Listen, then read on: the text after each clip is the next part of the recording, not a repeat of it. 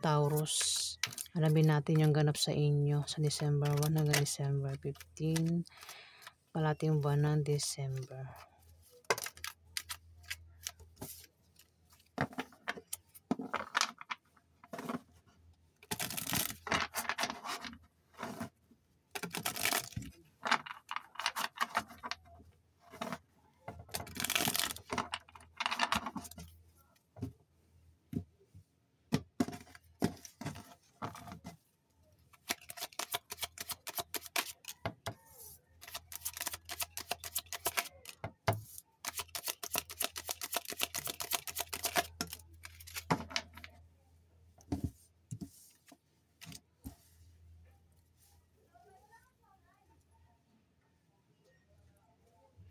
May Knight of coins dito. Ito'y isang lalaking masipag. Maring kayo ito, Taurus. Kumbaga bata pa lang hanggang sa ngayon, nagtatrabaho kayo. At mukhang magiging busy kayo sa December 1 hanggang December 15 sa trabaho nyo, sa negosyo nyo o kung saan pa yan. May hawak na pera. Ibig sabihin, wala kayong problema sa pera, Taurus. O hindi kayo magkakaproblema sa pera sa December 1 to December 15.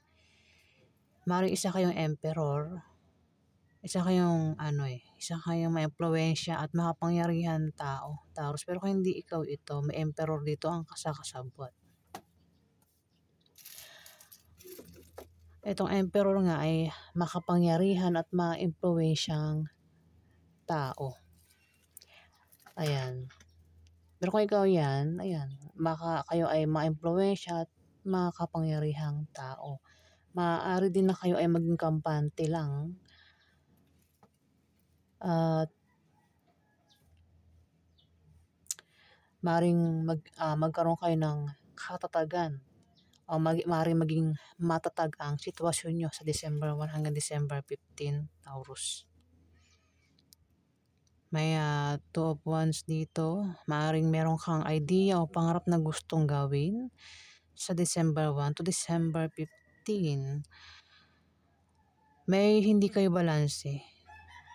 Meron kayong hindi balanse rito, Taurus, sa December 1 to December 15. Ayan, ikaw lang nakakalam kung ano yung hindi balanse sa'yo. Alamin pa natin yung ganap sa inyo.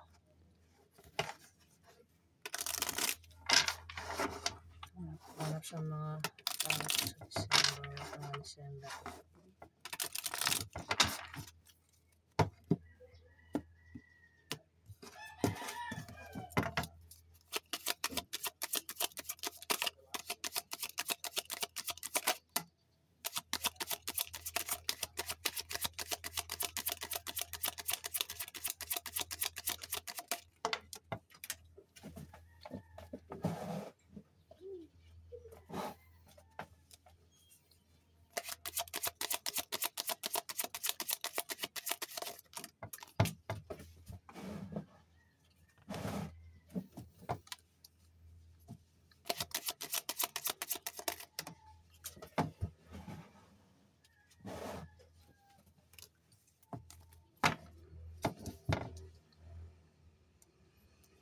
Nalalaglag yung card. Taurus, may Four of Wands dito. Maaaring makatanggap kayo ng gantimpala, Taurus, sa December 1 to December 15. Maaari din ang iba sa inyo ay balak muna magbakasyon o mag-out of town o maaaring balak muna magpahinga sa December 1 to December 15, Taurus. Maaari din na magkaroon ng kasal o maaaring ang iba sa inyo ay mamamanhikan. Meron kayong niligawan o kayo yung niligawan dito, Taurus. Maaaring makatanggap kayo ng regalo o ikaw yung magbibigay ng regalo o bulaklak dito kasi may hawak ng bulaklak eh. Ayan, pwede makatanggap ng bulaklak kung sino man ito, Taurus. May 9 of Cups na nakabaliktad. Kung may mga dumating daw sa inyong biyaya, Huwag niyong abusuhin. Kumbaga huwag kayong ubos biyaya, Taurus. Huwag gastos ng gastos. Maaaring ang iba sa inyo, Taurus, ay mahilig gumastos. Ayan, mukhang sa December 1 to December 15, maaaring yan, kayo ay mahilig, mapapahilig gumastos dito, Taurus. Maaaring maubos kung ano man yung kung ipon, maaaring maubos yung ipon nyo dito, Taurus. May two of swords dito. Maring may mga pinagdaanan ka na, nakahirapan. Kaya sa December 1 to December 15 ay maring makalis ka na dyan. Kaya babalansin mo na yung mga bagay-bagay, ang lakas mo, kung naman yan babalansin mo, Taurus, meron kang babalansin, pwedeng kaperahan mo, balansihin mo na dito. Pwedeng nangyari na ito. Pwedeng iba sa inyo ay gastos ang gastos sa ngayon.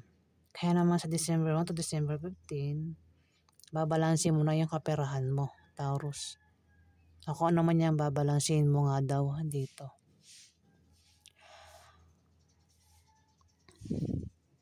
Pero, mag-ingat ka raw kasi may mga tao ang hindi mo inaasahang maring lokohin ka. Sa December 1 to December 15, Taurus, may mga tao manloloko dito. Nakapiring yung mata mo. Hindi mo makikita yung panlolokong gagawin sa'yo ng mga taong ito. Hindi lang isa, mukhang marami. Napapalibutan ka ng mga taong hindi ko alam kung lahat sila manloloko. Ikaw lang yung may piring ang mata dito. Pwedeng isa manloloko pero may mga kasabwat. Ganon. Kasi kung saan ka naging busy, magiging busy ka raw sa trabaho mo, sa negosyo mo, kung saan pa yan. Pero, may mga kasama ka raw dyan ang maring manloko sa'yo, Taurus.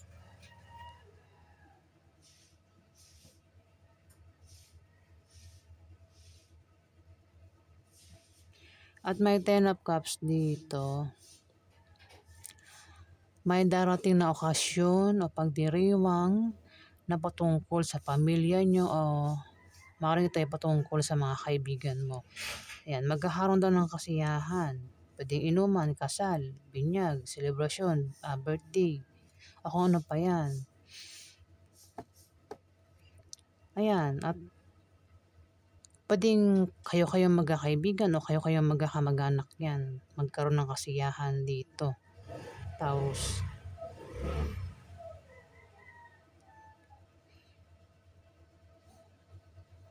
At makakaramdam ka rito ng kasiyahan nga, ang ingay ng motor. May rainbow din dito, no? Ayun, may rainbow. Pag sinabing rainbow, kapag nakita ka ng rainbow, ayan, maring matupad nyo na yung iba sa inyo, maring matupad nyo na yung mga pangarap nyo, Taurus. Alamin pa natin yung ganap sa mga Taurus sa December 1 hanggang December 15.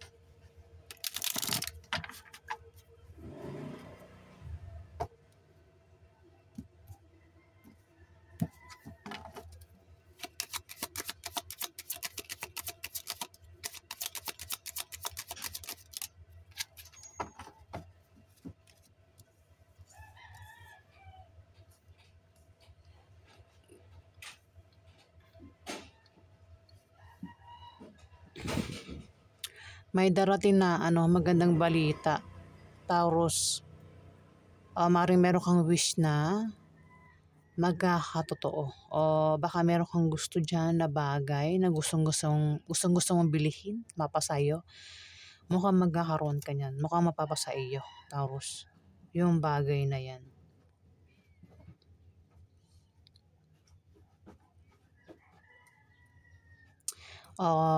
Wish nga, ayan. Kung may nanti kang balita, ayan, darating na yung balita. Pwedeng isang tao ang darating na may daladalang balita. Tupat yung Two of Wands. Ayan, meron kang idea pangarap na gustong gawin dito.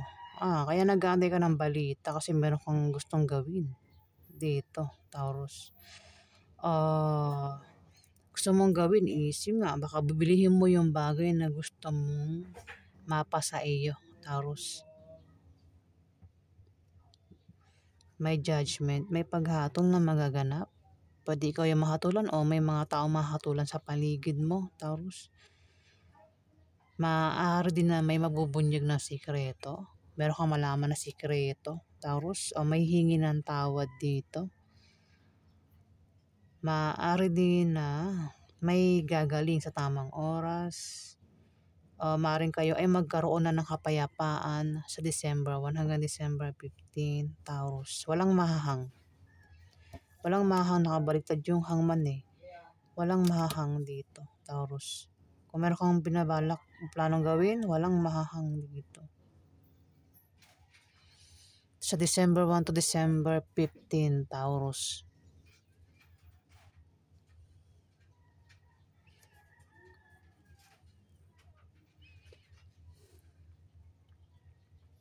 Dapat sa Nine of Cups na nakabaliktad.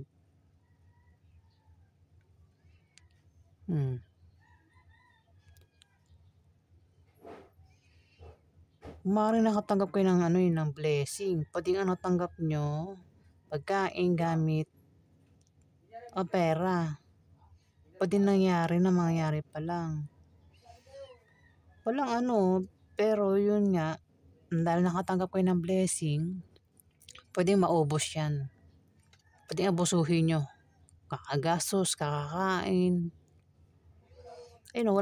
Kumbaga, walang nakabaliktad yung hangman eh. Kumbaga, tuloy-tuloy lang ito, Taurus. Ayan. Sinasabi rito, kung pera yan, balansin nyo ang kaperahan nyo. O ano pa yan pwede nyo balansihin, Taurus. Kasi mukhang mapapahilig kayong gumastos. May mga bagay na gusto mong bilhin daw dito. Gastos talaga to, Taurus. Ayan. Yan po yung ganap sa inyo, Taurus. Maraming salamat po sa mga nag-like at nag-subscribe. Kung nagustuhan nyo ang aking reading guys, huwag kalimutan mag-subscribe. Ayan guys, maraming salamat.